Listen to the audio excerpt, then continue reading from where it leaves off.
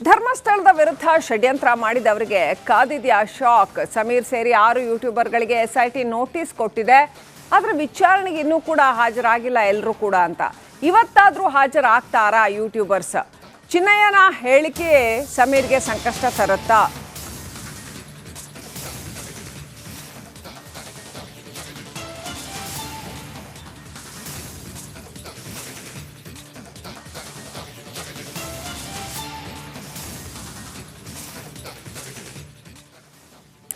ಧರ್ಮಸ್ಥಳದ ವಿರುದ್ಧ ಷಡ್ಯಂತ್ರ ಮಾಡಿರೋದು ಇಡೀ ಜಗತ್ತಿಗೆ ಗೊತ್ತಿದೆ. ಆ ಷಡ್ಯಂತ್ರದ ಹಿಂದಿರೋರನ್ನ ಪತ್ತೆ ಹಚ್ಚಿ ಶಿಕ್ಷೆ ಕೊಡಿಸೋಕೆ SIT ಪಣ ತೊಟ್ಟಿದೆ ಅಂತ ಹೇಳಲಾಗ್ತಾ ಇದೆ. ಹೌದಾ ಅಲ್ವಾ? ಇನ್ನಷ್ಟೇ SIT ರಿಪೋರ್ಟ್ ಬರಬೇಕಾಗಿದೆ. ಇದೀಗ ಯೂಟ್ಯೂಬರ್ಸ್ಗೆ ಅಸಲಿ ಗ್ರಿಲ್ ಶುರುವಾಗಿದೆ ಅಂತ.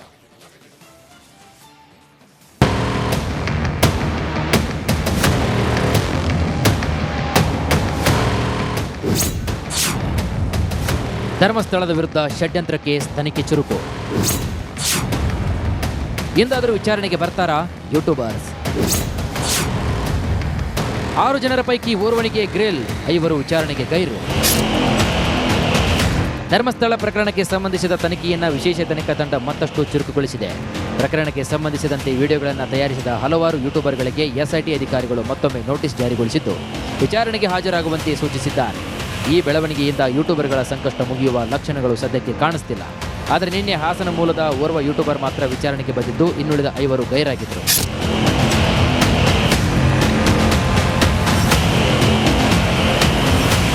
ವಿವಾದಿತ ಯೂಟ್ಯೂಬರ್ ಮೊಹಮ್ಮದ್ ಸಮೀರ್ ಸೇರಿದಂತೆ 6 ಯೂಟ್ಯೂಬರ್ಗಳಿಗೆ ನೋಟಿಸ್ ಹೋಗಿತ್ತು.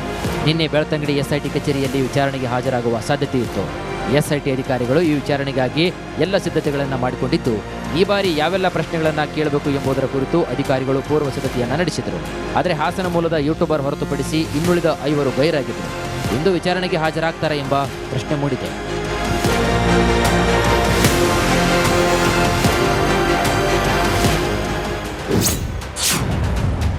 ಯೂಟ್ಯೂಬರ್ಸ್ಗೆ ಶಾಕ್. SITಯಿಂದ ಬುರುಡೆ ಷಡ್ಯಂತ್ರ ತನಿಖೆ ಮತ್ತಷ್ಟು ಚುರುಕು. ಚಿನ್ನಯ್ಯನ ವಿಡಿಯೋ ಮಾಡಿದವರಿಗೆ SIT ಬುಲಾವ್. ಸಮೀರ್ ಸೇರಿ 6 ಯೂಟ್ಯೂಬರ್ಗಳಿಗೆ ವಿಚಾರಣೆಗೆ ನೋಟಿಸ್. ಸಂಚಾರಿ ಸ್ಟುಡಿಯೋದ ಸಂತೋಷ್ ವಿಚಾರಣೆ ಹಾಜರು. ಸಮೀರ್, ಡಿಟಾಕ್ಸ್, ದಿನೇಶ್ಗೆ ವಿಚಾರಣೆಗೆ ಬರಲು ಸೂಚನೆ. ಕೂಡ್ಲಾ ರ್ಯಾಂಪೇಜ್ನ ಅಜಯ್ ಅಂಚನ್ಗೆ SIT ಸೂಚನೆ. ಯುನೈಟೆಡ್ ಮೀಡಿಯಾದ ಅಭಿಷೇಕ್ಗೂ ಬುಲಾವ್. ಸಂತೋಷರ ಹೊರತುಪಡಿಸಿ 5 ವಿಚಾರಣೆಗೆ ಗೈರು.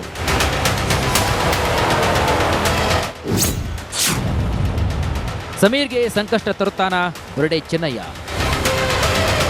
ಈ ಹಿಂದಿನ ತನಿಖೆಯ ಸಂದರ್ಭದಲ್ಲಿ ಆರೋಪಿ ಚಿನ್ನಯ್ಯ ನೀಡಿದ ಹೇಳಿಕೆಗಳನ್ನು ಆಧರಿಸಿ SIT ತನ್ನ ತನಿಖೆಯನ್ನು ಮುಂದುವರೆಸಿದೆ. ಚಿನ್ನಯ್ಯ ನೀಡಿದ ಹೇಳಿಕೆಗಳಲ್ಲಿ ಕೆಲವೊಂದು ವಿಚಾರಗಳ ಬಗ್ಗೆ ಯೂಟ್ಯೂಬರ್ಗಳ ಮೂಲಕ ಮರುಪರಿಶೀಲನೆ ನಡೆಸುವುದು ಮತ್ತು ಪ್ರಶ್ನೆಗಳನ್ನು ಕೇಳುವ ಉದ್ದೇಶದಿಂದ ಅವರನ್ನು ಕರೆಸಿಕೊಳ್ಳಲಾಗುವುದು ಅಂತ ಹೇಳಲಾಗಿದೆ. ಧರ್ಮಸ್ಥಳದ ವಿರುದ್ಧ ಷಡ್ಯಂತ್ರ ಮಾಡಿದವರಿಗೆ ಸಂಕಷ್ಟ ಶುರುವಾಗಿದೆ. ಯೂಟ್ಯೂಬರ್ಗಳು ತಪ್ಪು ಮಾಡಿದ್ದು ಸಾಬೀತಾದರೆ ಸಂಕಷ್ಟ ಪಕ್ಕ. Bureau report, republic Kannada.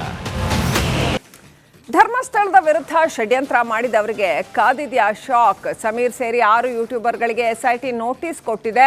ಆದರೆ ವಿಚಾರಣೆಗೆ ಇನ್ನೂ ಕೂಡ ಹಾಜರಾಗಿಲ್ಲ ಎಲ್ಲರೂ ಕೂಡ ಅಂತ. ಇವತ್ತಾದರೂ ಹಾಜರಾಗ್ತಾರಾ ಯೂಟ್ಯೂಬರ್ಸ್? ಚಿನ್ನಯ್ಯನ ಹೇಳಿಕೆ ಸಮೀರ್ಗೆ ಸಂಕಷ್ಟ ತರುತ್ತಾ?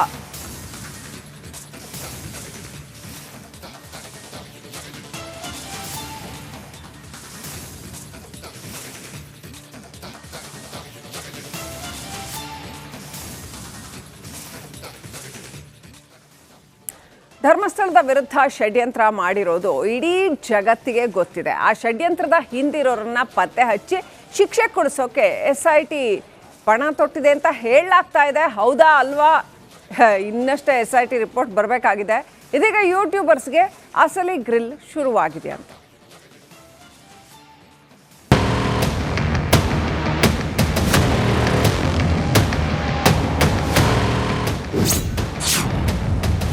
ಧರ್ಮಸ್ಥಳದ ವಿರುದ್ಧ ಷಡ್ಯಂತ್ರ ಕೇಸ್ ತನಿಖೆ ಚುರುಕು. ಎಂದಾದರೂ ವಿಚಾರಣೆಗೆ ಬರ್ತಾರಾ ಯೂಟ್ಯೂಬರ್ಸ್? 6 ಜನರ ಪೈಕಿ ಓರ್ವನಿಗೆ ಗ್ರಿಲ್, 5 ವಿಚಾರಣೆಗೆ ಗೈರು. ಧರ್ಮಸ್ಥಳ ಪ್ರಕರಣಕ್ಕೆ ಸಂಬಂಧಿಸಿದ ತನಿಖೆಯನ್ನು ವಿಶೇಷ ತನಿಖಾ ತಂಡ ಮತ್ತಷ್ಟು ಚುರುಕುಗೊಳಿಸಿದೆ. ಪ್ರಕರಣಕ್ಕೆ ಸಂಬಂಧಿಸಿದಂತೆ ವಿಡಿಯೋಗಳನ್ನು ತಯಾರಿಸಿದ ಹಲವಾರು ಯೂಟ್ಯೂಬರ್ಗಳಿಗೆ SIT ಅಧಿಕಾರಿಗಳು ಮತ್ತೊಮ್ಮೆ ನೋಟಿಸ್ ಜಾರಿಗೊಳಿಸಿದ್ದು ವಿಚಾರಣೆಗೆ ಹಾಜರಾಗುವಂತೆ ಸೂಚಿಸಿದ್ದಾರೆ. ಈ ಬೆಳವಣಿಗೆಯಿಂದ ಯೂಟ್ಯೂಬರ್ಗಳ ಸಂಕಷ್ಟ ಮುಗಿಯುವ ಲಕ್ಷಣಗಳು ಸದ್ಯಕ್ಕೆ ಕಾಣಿಸ್ತಿಲ್ಲ. ಆದರೆ ನಿನ್ನೆ ಹಾಸನ ಮೂಲದ ಓರ್ವ ಯೂಟ್ಯೂಬರ್ ಮಾತ್ರ ವಿಚಾರಣೆಗೆ ಬಂದಿದ್ದು ಇನ್ನುಳಿದ 5 ಗೈರಾಗಿದ್ದರು.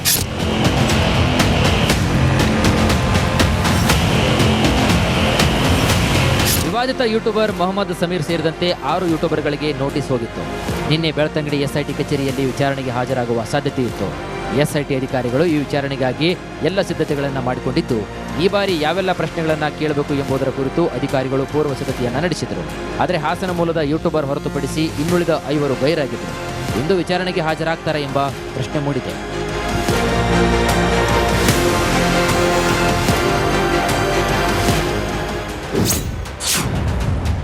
ಯೂಟ್ಯೂಬರ್ಸ್ಗೆ ಶಾಕ್. ಎಸ್ಐಟಿಯಿಂದ ಬುರುಡೆ ಷಡ್ಯಂತ್ರ ತನಿಖೆ ಮತ್ತಷ್ಟು ಚುರುಕು.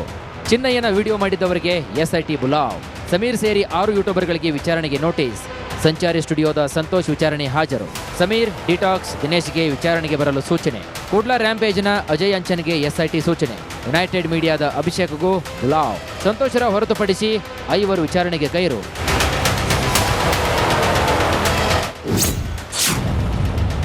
ಸಮೀರ್ಗೆ ಸಂಕಷ್ಟ ತರುತ್ತಾನ ಬುರುಡೆ ಚಿನ್ನಯ್ಯ. ಈ ಹಿಂದಿನ ತನಿಖೆಯ ಸಂದರ್ಭದಲ್ಲಿ ಆರೋಪಿ ಚಿನ್ನಯ್ಯ ನೀಡಿದ ಹೇಳಿಕೆಗಳನ್ನು ಆಧರಿಸಿ ಎಸ್ಐಟಿ ತನ್ನ ತನಿಖೆಯನ್ನು ಮುಂದುವರೆಸಿದೆ.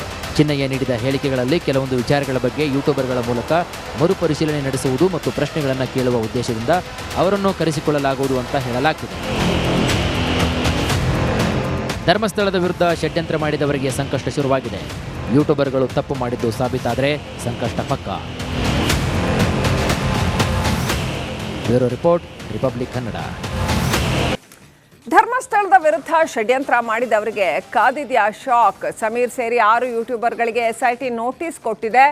ಆದರೆ ವಿಚಾರಣೆಗೆ ಇನ್ನೂ ಕೂಡ ಹಾಜರಾಗಿಲ್ಲ ಎಲ್ಲರೂ ಕೂಡ ಅಂತ. ಇವತ್ತಾದರೂ ಹಾಜರಾಗ್ತಾರಾ ಯೂಟ್ಯೂಬರ್ಸ್? ಚಿನ್ನಯ್ಯನ ಹೇಳಿಕೆ ಸಮೀರ್ಗೆ ಸಂಕಷ್ಟ ತರುತ್ತಾ?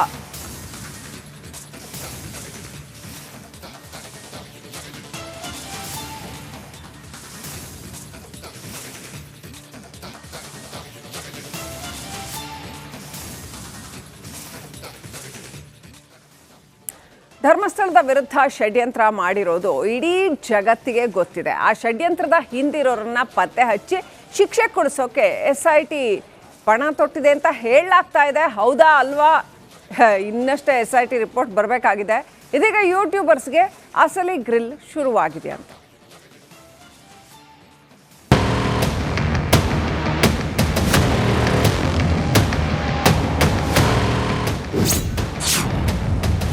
ಧರ್ಮಸ್ಥಳದ ವಿರುದ್ಧ ಷಡ್ಯಂತ್ರ ಕೇಸ್ ತನಿಖೆ ಚುರುಕು. ಎಂದಾದರೂ ವಿಚಾರಣೆಗೆ ಬರ್ತಾರಾ ಯೂಟ್ಯೂಬರ್ಸ್? 6 ಜನರ ಪೈಕಿ ಓರ್ವನಿಗೆ ಗ್ರಿಲ್, 5 ವಿಚಾರಣೆಗೆ ಗೈರು.